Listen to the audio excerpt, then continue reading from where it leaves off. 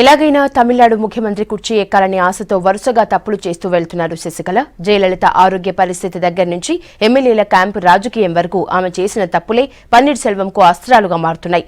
ఆ తప్పులని నిచ్చెన్న మెట్లుగా చేసుకుని మళ్లీ సీఎం పదవిని దక్కించుకునే ప్రయత్నం చేస్తున్నారు ఓపీఎస్.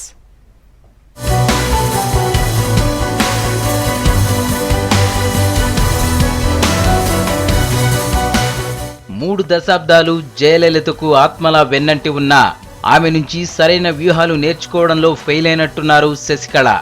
మొదటి నుంచి ఆమె చేసే పనులపై చాలా విమర్శలున్నాయి.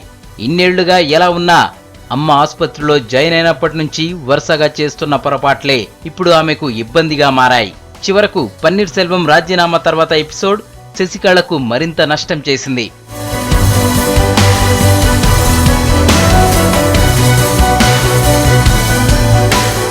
శశికళ వరుసగా చేస్తున్న తప్పులే పన్నీర్ సెల్వానికి బలంగా మారుతున్నాయి. అమ్మ ఆసుపత్రిలో ఉన్నప్పుడు ఆమె గురించి ఏ విషయమూ బయటకు రానియలేదు. సీఎం, గవర్నర్ సహా ఎంతమంది ప్రముఖులు వచ్చినా ఆసుపత్రిలో జయను చూడనివ్వలేదు. దీనిపై విమర్శలకు కూడా ఆమె వైపు నుంచి ఎలాంటి సమాధానం లేదు. అమ్మ చనిపోయిన తర్వాత ఏకంగా సీఎం కావాలనుకుంది శశికళ. అందుకోసం పన్నీర్ సెల్వంతో రాజీనామా చేయించింది. అంతకుముందే పార్టీపై పట్టు సాధించేందుకు ప్రధాన కార్యదర్శి అయ్యింది. అమ్మ తర్వాత అన్నీ తానే అనే సిగ్నల్స్ పంపించింది. చిన్నమ్మగా ఎస్టాబ్లిష్ చేసుకుంది.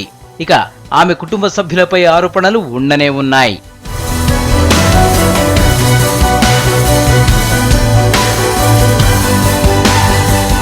శశికళ తప్పులనే నిచ్చెన మెట్లుగా ఉపయోగించుకుంటున్నారు పన్నీర్ సెల్వం.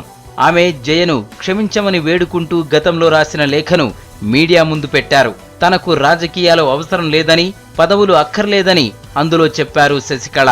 దీంతో ఆమె అధికార దాహంతో ఆరాటపడుతోందనే ప్రచారాన్ని జనంలోకి ఎఫెక్టివ్ గా తీసుకెళ్లింది పన్నీర్ వర్గం. దీనికి శశికళ గాని ఆమె సపోర్టర్స్ గాని ఎలాంటి కౌంటర్ ఇవ్వలేదు.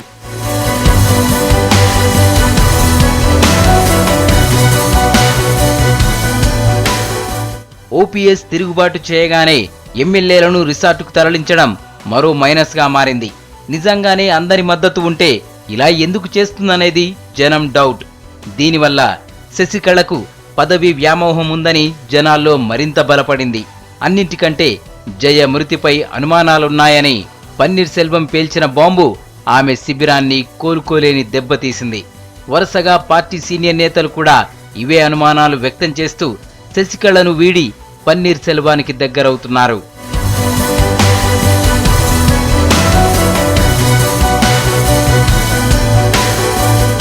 ఇక ఏమాత్రం రాజకీయ అనుభవం లేని శశికళ సీఎం ఎలా అవుతారనే విపక్షాల ప్రశ్నకు కూడా ఆమె నుంచి సమాధానం లేదు.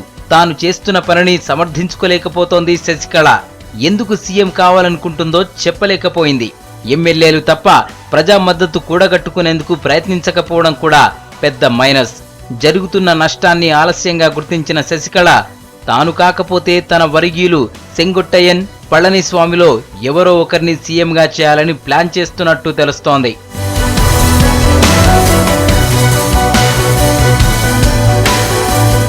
కలిసి వచ్చిన ప్రతి అవకాశాన్ని సమర్థవంతంగా వాడుకుంటున్నారు పన్నీర్ సెల్వం.